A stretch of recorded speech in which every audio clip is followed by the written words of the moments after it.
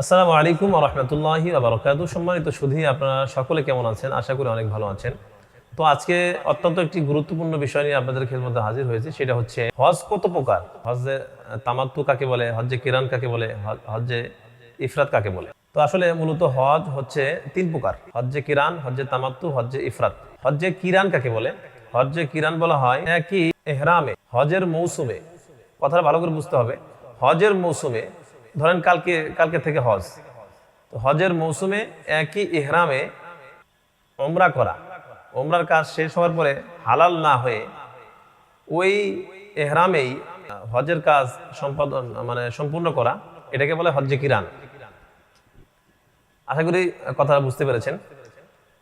হজ্জে তামাত্তু কাকে বলে? দ্বিতীয় নম্বর হলো হজ্জে তামাত্তু। হজ্জে তামাত্তু বলা হয়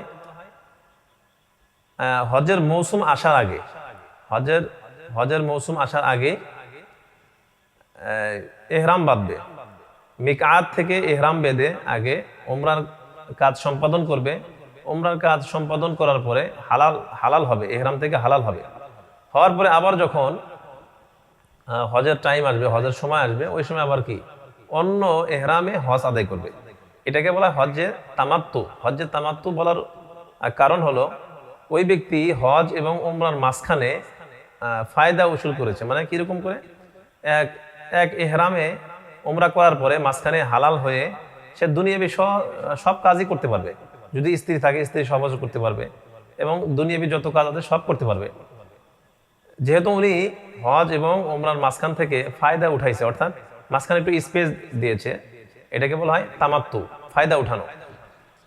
তৃতীয় নম্বর হলো হজ্জে ইফরাত। হজ্জে ইফরাত হলো এক এহরামে এক হজ করা, ওখানে ওমরা ওমরা করবে না।